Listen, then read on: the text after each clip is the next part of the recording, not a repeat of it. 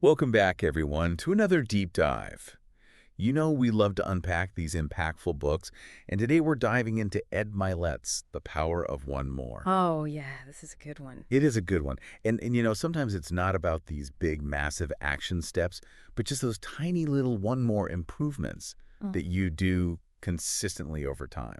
You know what I appreciated about the book is that it's not just motivational fluff. Right. He really gives you those tangible tools and strategies Yes. to break through those limitations that we kind of put on ourselves. And a lot of it is mental, right? Yeah. Like he talks about that internal thermostat concept, Yeah. which really resonated with me. Like our minds are kind of set to a certain level of success, and we just keep getting pulled back to it even when we try to push further. Absolutely. Have you ever felt that in your own life? Oh, yeah, for sure. And he uses that analogy of the thermostat being set to 75 degrees. Okay. You can blast the heat to 100, but it's always going to settle back to that comfort It zone. wants to go back to what it knows. Exactly. Yeah. And he argues that setting, it gets established early on, is shaped by childhood experiences and beliefs about what we deserve or what we're capable of. It's like we're unknowingly sabotaging ourselves based on maybe something that happened when we were younger. Absolutely. So how do we break free? Well, that's where he talks about turning it up, Oh, which is a lot easier said than done. Oh, yeah, much easier said than done. But he provides some concrete steps, and it starts with recognizing those limiting beliefs. Okay. So, for example, if you're constantly telling yourself, I'm not good at public speaking, that becomes your thermostat setting. Got it. Mylett would say, challenge that belief. Like, why not aim for becoming a confident and engaging speaker? Yeah, why not? Right. Yeah, and that's where the one more try philosophy comes in, right? Right. That persistence is key because even if we crank up that thermostat, those old beliefs, they might try to creep back in. Oh, they will, for sure. Yeah. And that's where he uses this really great analogy of heating a piñata. Okay, I like this one. Yeah, you might not see those candies pouring out at first, Right. but every swing weakens the structure. Eventually, it's going to burst open, right? I can just imagine the kids wailing on that thing and eventually it just explodes. Right. He even shares a story about his daughter, Bella, Okay. who got rejected from the first job that she applied to, but she didn't give up. She kept applying, she kept pushing, and ultimately landed a great opportunity. Persistence. Persistence. Yeah, it pays off. It pays off. So it's like those internal barriers, they're not impenetrable walls. They're more like piñatas just waiting to be cracked open. I love that. And I like what you said, too, about how sometimes those limiting beliefs, they creep back in. So we've got to reprogram that thermostat and keep swinging, keep trying. Yes. Keep hitting those one mores. Keep pushing. But there's another layer to this, harnessing the power of what Mylett calls our matrix. Yes, this is where it gets really fascinating. He's talking about the reticular activating system, RAS. The RAS. Yeah, that part of our brain that filters information and focuses our attention. Okay. So it's like a mental search engine Okay. that is constantly scanning and looking for things that confirm our existing beliefs. So if our internal thermostat is set to, I'm not good enough, our RAS is out there looking for evidence to support that. Precisely. But here's the empowering part. We can actually reprogram it. Okay. Kind of like choosing the red pill in the Matrix, right? Instead of accepting this default reality, we can consciously choose what we focus on. I'm starting to see how all of this connects. Yeah. So by setting those higher standards for ourselves, turning up that thermostat, and then consciously focusing our RAS on those goals, we can start to really reshape our reality. Absolutely. It sounds so simple, but it's not, is it? Right. It takes work. But Mylett gives a great example. It's something a lot of us have experienced, the blue van phenomenon. You decide you want a blue van, and all of a sudden you see blue vans everywhere. Yes. Right. It's true. I've had that happen. It's not that there's suddenly more blue vans. Right. It's that your RAS is now tuned into them. It's like you put out the request to the universe. Exactly. And then it's like, oh, you wanted a blue van. Here are all the blue vans. Look at all these blue vans. Right. So if we set our sights on success and we're feeding our minds with that positive information, our RAS is actually going to help us spot opportunities that we might have otherwise missed. I like that because it's like giving your brain a search query. Yeah. Like if you're constantly searching for reasons why you can't do something, your RAS is going to find them. But if you're searching for possibilities, for ways to grow and achieve, it's going to highlight those instead. Love it. That's a great way to put it. It's amazing that we have this built-in success mechanism. It is. We're often not even using to its full potential. It's true. So we've talked about mindset, beliefs, focus, but what about action? How do we actually implement these one-mores in our daily lives? That's where Mylett's time management principles come in. He lays out 5 of them, but I think one of the most intriguing and maybe even counterintuitive is this idea of shrinking your day. Shrinking your day. I feel like most people try to, pack their day full. So we try to cram as much in as possible, right? I feel like you have to do that. You gotta be productive. Right. But Mylett would argue that by creating artificial deadlines and limiting the time we allot for certain tasks, we become more focused and more efficient. It's like that pressure, it's almost like game day. You have to perform. Exactly. So instead of tackling this massive, overwhelming to-do list, break it down into smaller, more manageable chunks and set very specific timeframes for each. That makes a lot of sense. It's about creating that sense of urgency. Yeah. Which can be incredibly motivating. Like we were talking about. Another key principle he emphasizes is measuring your performance often. Okay. So that you can see what's working, what's not, and course correct along the way so you're not wasting time or energy. It's like checking the map on a road trip. Yeah. Okay, so we've got the thermostat, we've got the matrix, we're shrinking our day, and I love how Mylett doesn't just stop with those external strategies. He dives deep into the internal world as well, with his concept of the emotional home. Yeah, this is fascinating. He suggests that we all have an emotional home, meaning 5 or 6 consistent emotions that we tend to experience most often, regardless of our external circumstances. Okay. And here's the kicker. Our brains are wired to seek out familiar emotions, even if they're negative. So even if we're miserable, we stick with it because it's what we know. It's a bit unsettling, isn't it? But he challenges us to clean house, to intentionally invite new positive emotions into our emotional home. So like a mental makeover. I like that. So how do we do that? How do we get rid of those bad tenets and invite in some good ones? Well, he suggests a few key practices like identifying our emotional triggers. Okay. So those situations or those thoughts that evoke negative emotions and then reframing those thoughts in a more empowering way. So instead of trying to just suppress it, it's almost like you reframe it. Reframe it, exactly. That makes a lot of sense. Okay, so we've got the thermostat, the matrix, our emotional home, the importance of time management. Are you starting to see how all of these pieces kind of fit together? Yeah, it's all connected. To create this framework for achieving those one-mores in our lives. It is. And speaking of creating the right environment, he also emphasizes the power of our inner circle. That's so important. He talks about auditioning our inner circle because the people we spend the most time with, they have a huge impact on our thoughts, beliefs, and ultimately our actions. Absolutely. And he poses this challenging question. Do the people in your inner circle possess qualities that you admire? Do they inspire you? Do they challenge you to grow? Or do they kind of drain your energy and hold you back? Yeah, because it's almost like those relationships, they become part of our emotional home, right? Yeah. They influence our internal thermostat. Yeah. And the information that our RAS seeks out. Yeah. So we really need to be mindful of who we let in. Are we elevating each other or are we bringing each other down? Yeah, that's such a great point. And it may mean making some difficult decisions, letting go of some relationships that no longer serve us to make space for those new empowering connections. It can be tough, but it's necessary. Yeah.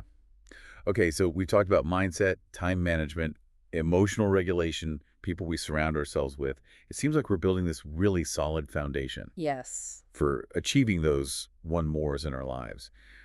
But where do dreams fit into all of this? Where does that sense of possibility and that inspiration come in? That's where Mylett gets really inspiring. He argues that true happiness and success, they stem from operating out of our dreams, not from our past experiences. So don't get stuck in the past. Always look to the future. Exactly. It's about tapping into that childlike sense of wonder and allowing ourselves to imagine without limitations. Yeah. When's the last time we allowed ourselves to just dream without those self-imposed limitations? That's a great question. Yeah, and to tap into that power of dreams, we need to feed our imaginations, right? Absolutely. Practice visualization, spend time in nature, expose ourselves to new ideas. And pay attention to those moments of insight. Yeah. Which often come when we're relaxed and we're open and receptive. It's like we need to create space for those aha moments to emerge. I'd love that. So it's not just about setting goals. Right. It's about cultivating that sense of possibility Yes. and allowing ourselves to dream big, even if those dreams seem impossible at first. Absolutely. But remember, we've already learned that we can reprogram our thermostat and we can reprogram our matrix. We can shift those beliefs and we can shift that focus. So why not apply that same power to our dreams? I love that. That's great. And that leads us to another fascinating concept from Mylett, the importance of one more question. It's all about thinking. He argues that thinking is essentially a process of asking and answering questions. Okay. And he even provides a list of thought-provoking questions that are really designed to spark some introspection Yeah, I really like those questions. and help us uncover some deeper insights. And they're not just about achieving that external success. Right. They also touch on our values, our relationships, our purpose. Mm-hmm. It's about aligning those actions with our deepest desires and aspirations. That's powerful. And he leaves us with this prompt, what one question will we focus on today? Oh, I love that. What one question will we focus on today? It's an invitation to continue that self-reflection It is. and to use those questions as a tool for growth and transformation. I love it. Now, Mylett also doesn't shy away from the practical side of things. He dedicates an entire chapter to one more habit, exploring how those habits are formed and why they're so powerful. Right. He breaks down the science behind habit formation, explaining that habits are the brain's way of conserving energy and automating those actions. Okay. And he introduces a framework for creating new habits. Yeah. The trigger, action, prize approach. So we identify that trigger that initiates the habit. We consciously choose that desired action. And then we reward ourselves with a prize to kind of reinforce that new pattern. Exactly. It sounds almost too simple. Right. It does take some effort. He emphasizes that. But the key is to start small. Okay. Focus on one habit at a time. Celebrate those small wins along the way. And he encourages us to ask, what habits are currently driving our lives? What one new habit will we commit to building? That's a great point. And it ties back to that idea of consistency, right? It does. Those small, consistent actions, they add up over time Absolutely. to create massive change. They do. And speaking of massive change, he also talks about those individuals who have this incredible ability to kind of elevate team performance beyond the sum of their parts. Okay. He calls them one more multipliers. One more multipliers. Interesting. Yeah. So these are the people who not only excel in their own right, but they also have this remarkable ability to unlock the potential in others. They inspire, they motivate, they create a culture of excellence. We like that. He uses the example of Tom Brady joining the Tampa Bay Buccaneers. Good example. Example, Brady, already a legend in his own right? He becomes that one more multiplier that transforms a losing team into Super Bowl champions. I see what you're saying. It's not just about individual talent. No. It's about being able to kind of create that synergy, Create synergy, bring out the best in everyone. bring out the best in everyone around them. And it begs the question, are we multipliers in our own teams? How can we attract and work with other multipliers? To achieve those exponential results, that's a challenge worth considering. Now, here's a concept that I found a bit surprising. One more inconvenience. Yeah, Isn't the goal to make life easier, not harder? that's what we think. Yeah. Right. But Mylett challenges that conventional wisdom. He argues that intentionally seeking out challenges and embracing inconvenience is actually a path to greatness. He's kind of flipping the script on inconvenience, right? Exactly. Instead of seeing it as something to avoid, we view it as an opportunity for growth. And self-discovery. What inconveniences are we currently avoiding? And what would happen if we flipped the script Yeah, who would have? and embraced those challenges? It's definitely a question worth pondering because often it's on the other side of discomfort that we find our greatest breakthroughs. It's true. It's almost like building that inconvenience muscle. Yeah, Get comfortable being uncomfortable. right. And speaking of things that might initially feel uncomfortable, Mylett is very open about his personal faith. He dedicates a chapter to the power of one more prayer and really emphasizes that prayer can be seen as a form of action. Okay. You know, it's complementing our faith-based thoughts. It's aligning those intentions, seeking guidance and strength. Okay. And he also explores the interconnectedness of faith, science, and unseen energy. Interesting. He even talks about how quantum physics, rather than contradicting faith, can actually strengthen it. Wow. I'm really interested to hear more about that. Yeah. Well, we've covered a lot of ground here, from turning up that thermostat to harnessing the power of our matrix, embracing inconvenience, finding strength through prayer, Mylett offers a wealth of insights and strategies for living a more fulfilling life. He does, and what's been most impactful for me is just this reminder that small, consistent actions driven by the right mindset, it can lead to extraordinary results. It's about embracing the power of one more in every area of our lives, and the journey doesn't end here. It doesn't. Mylett shares a deeply personal story in the final chapter, One Last One More, about his father's journey with alcoholism. And it really is a story about redemption, second chances, and living with a sense of urgency, because we never know when it might be our one last one more. That's right.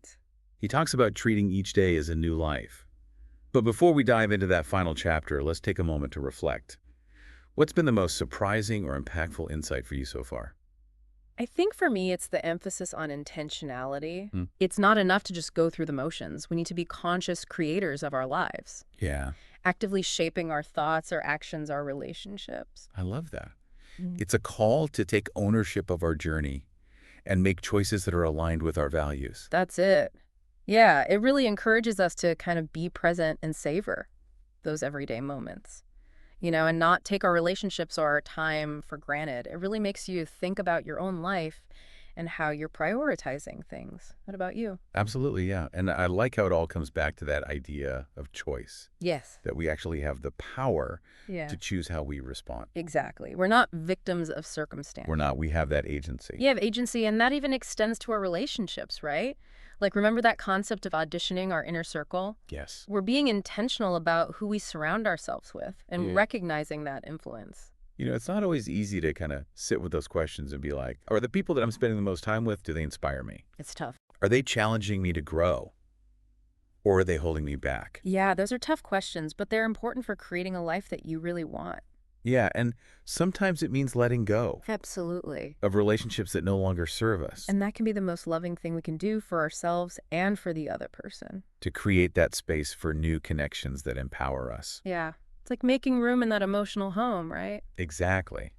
It's recognizing that we have a choice We do. in who we let into our lives. And that those relationships are supportive. Yes. And that reminds me of what Mylett said about setting standards. So, yeah. He argues that we always get our standards, not necessarily our goals. That's good, yeah. So it's not just about aiming high. Right. It's about setting that bar for how we approach every aspect. I like that. Setting the bar. He uses the example of Coach Nick Saban, Oh, yeah. legendary football coach. Yes. And he has this mentality.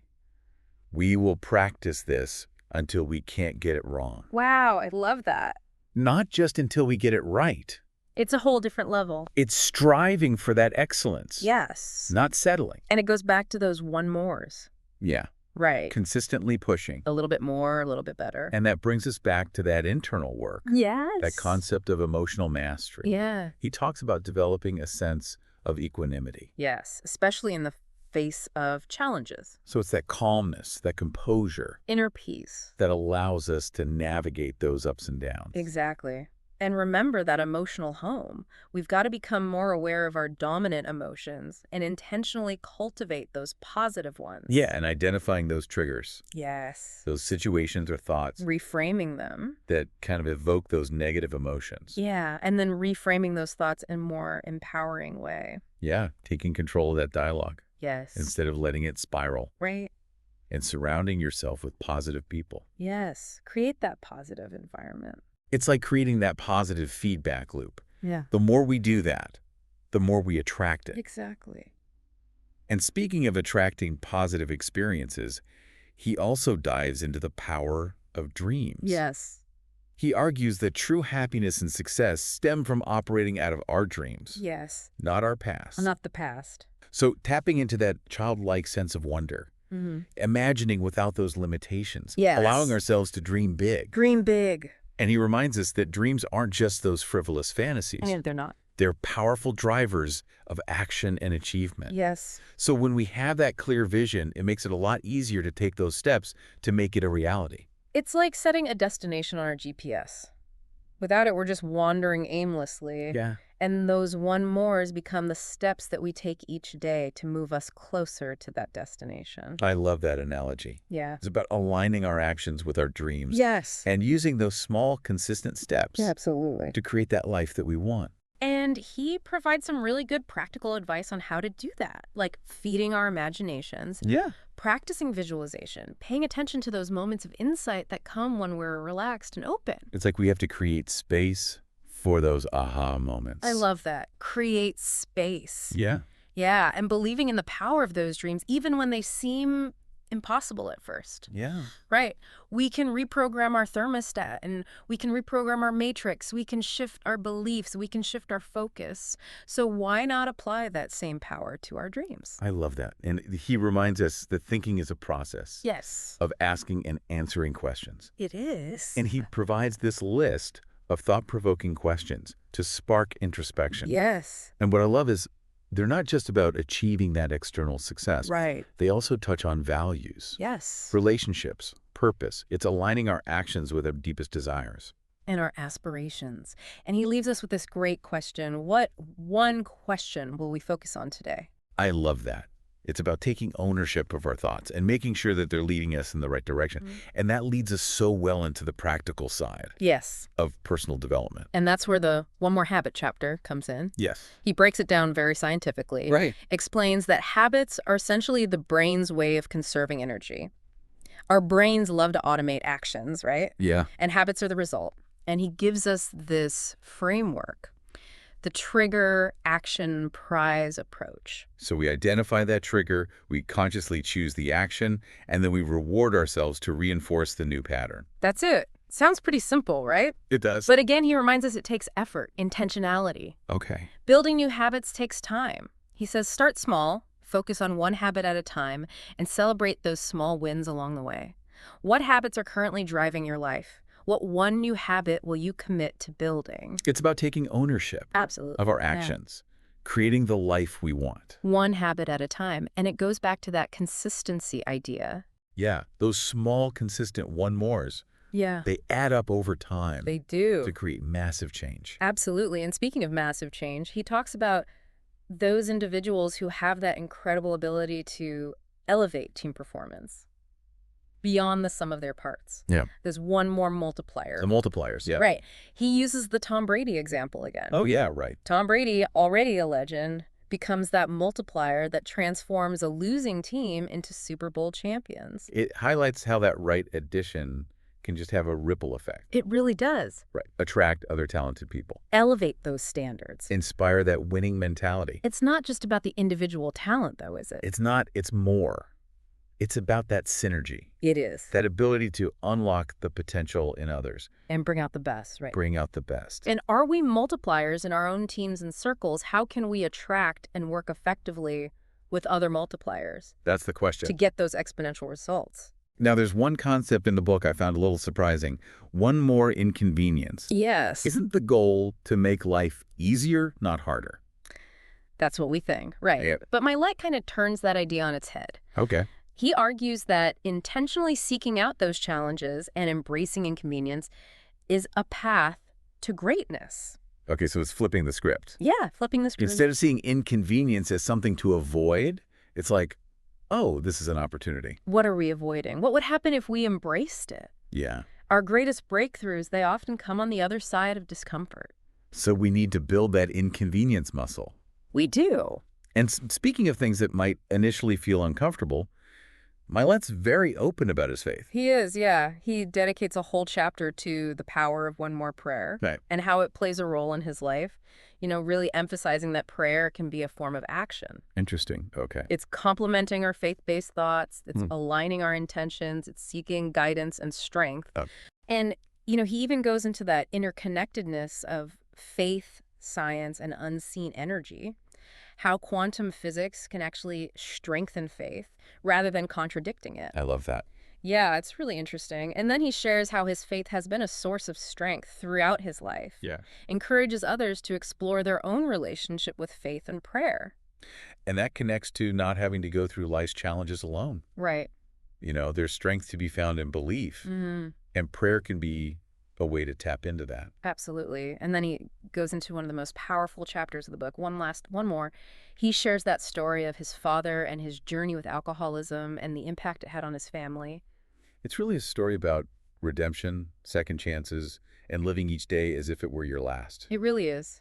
like treating each day as a new life. He does, because we never know when it might be our one more, right? Yeah. So it's a call to really cherish those relationships, make the most of each moment. And live intentionally. What resonates with you the most from that chapter? I think what strikes me the most is that raw honesty and vulnerability. He doesn't shy away from the pain and the challenges, but he highlights that beauty. Yes. And the resilience of the human spirit. It's inspiring. And it's a reminder that even in those darkest of times, there's always hope. And it really makes you think about those one mores in a different light, doesn't it? Yeah. Not just as these stepping stones to success, Right. but as opportunities to kind of make amends, deepen connections, leave a positive mark on the world. It really does. It's not just about achieving our goals. Right. It's about living a life that is full of love and compassion and forgiveness, and not waiting until it's too late to make those one more efforts that matter. It really makes you think about the legacy you want to leave behind, doesn't it? It does. What one mores will we be remembered for? That's a great question. What about you? What's resonated most with you throughout our dive into the power of one more? Honestly, just the reminder that we are capable of so much more than we often believe. Yeah. And it's never too late to start making those one mores a part of our lives. Yeah. Mylett's story about his father really hit home for me. Yeah. It's a reminder that everyone has a story, everyone has struggles, everyone deserves a chance at redemption. Yeah. It's a message of hope and resilience, and I think we can all really benefit from that.